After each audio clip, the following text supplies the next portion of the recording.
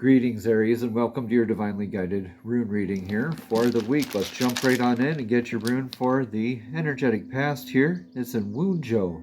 That's your clan flag of success after victory. You're planting in that clan flag at the top of the hill with your clan members. So that's like the success after victory. This is joy, this is bliss, and this very grounding energy. Again, when that line goes straight down off of the rune, it's very much into the ground, right? And you're waving your flag in the air.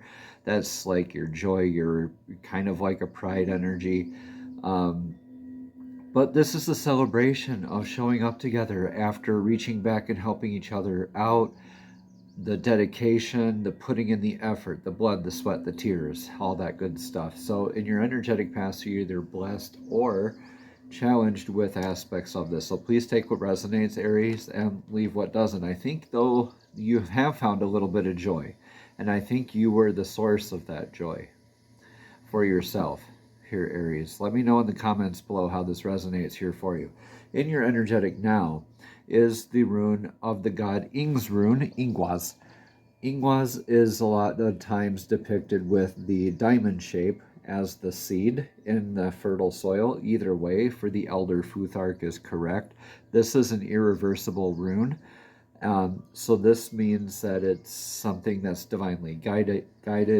It's irreversible in the fact that it's something that that's squarely placed in your lap, so to speak, Aries.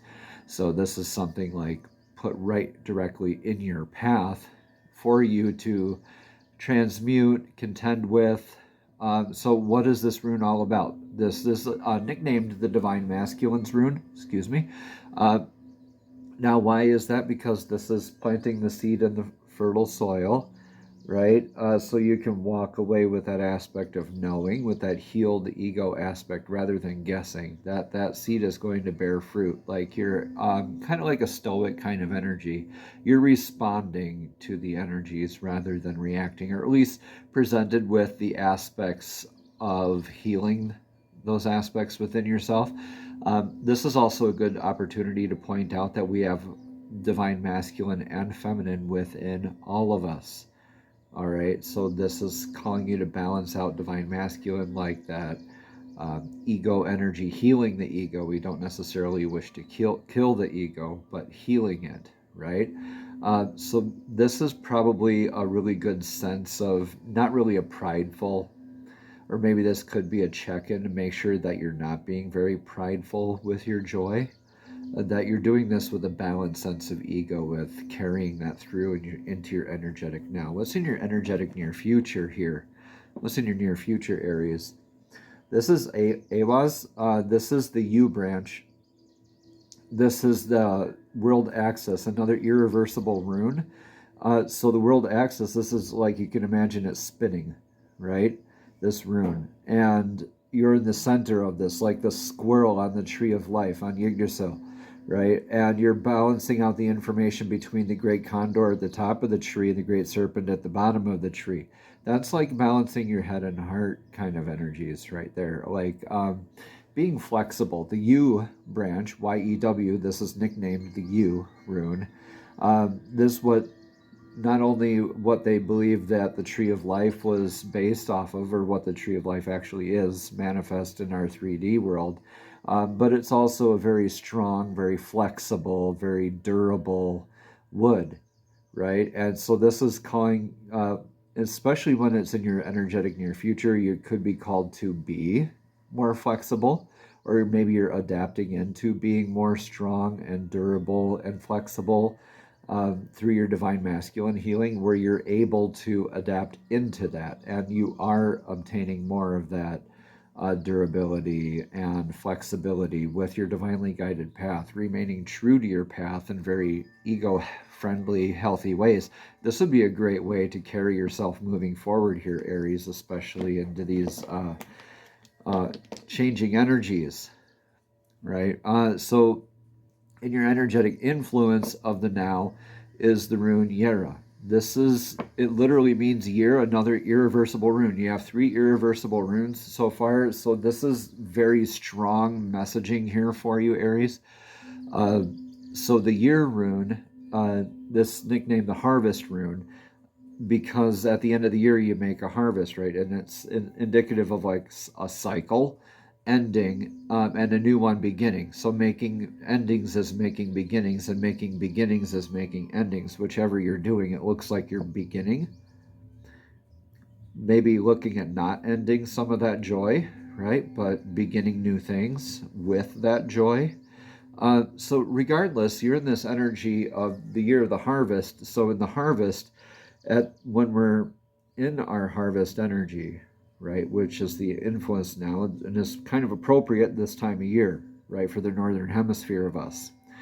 And the farmer takes inventory, evaluates the crop, right? Did I plant enough? Did I buy the correct type of seed? Did I nurture it well enough? Do we have enough to last this next energies? Do I need to adjust tactic for next year? It's a big evaluation period. Literally, what you have sown is what you're reaping. This is one Kinaz going one way, manifesting, right? And trailblazing. And so there's this reaping simultaneously, like an instant karma. This could be like a influence of some karmic lessons calling you to kind of check your ego here, maybe shaking you up a little bit, maybe like rattling a cage, or maybe it's just even that thought that's like, oh well, I thought I had all of that together, but maybe I just ought to check in with myself, make sure that I'm ready to take these next steps. Greetings, everyone. I'm Eric with Your Essential Practice, and I just want to interrupt really quickly to thank you for all the likes, comments, and subscriptions. And even if this message does not resonate specifically with you, it may resonate for somebody else. So please go ahead and share that with them if you feel so inclined. Thank you so much. Namaste, and let's get right back into your divinely guided rune reading. All right, so what's your advice right now?